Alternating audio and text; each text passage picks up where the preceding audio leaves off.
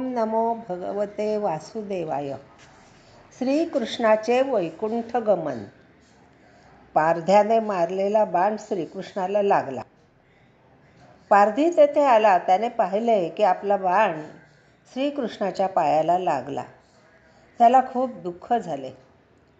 श्रीकृष्णाने सांगितले, तू दुःख नको करू. जे होणार होते ते झाले. कृष्णाने त्याला स्वर्गात पाठवून दिले. श्रीकृष्ण जखमी अवस्थेत बसलेले होते. तेथे त्यांचा मित्र उद्धव आला. तो म्हणायला लागला की मी सुद्धा तुमच्याबरोबर येतो. त्यावेळी श्रीकृष्णाने उद्धवाला उपदेश केला.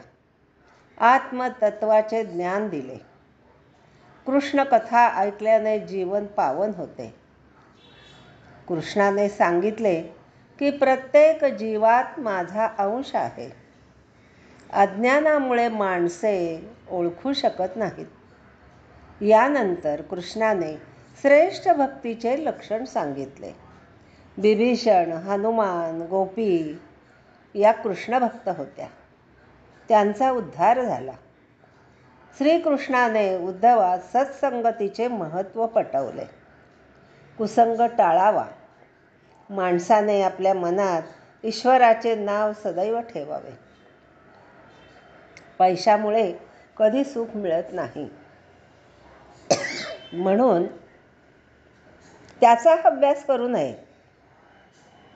मनावर संयम असावा.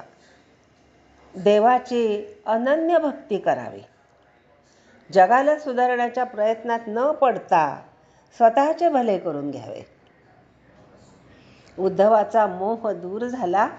भगवंताने त्याचे अलकनंदा नदीच्या किनारी बदरिकाश्रमात जाऊन तप करायला सांगितले.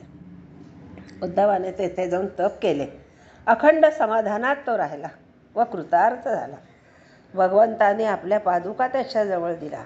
तेव्हा कुठे उद्धवाचे समाधान झाले. अशा रीतीने वैकुंठाला श्रीकृष्णाचं गमन झालं.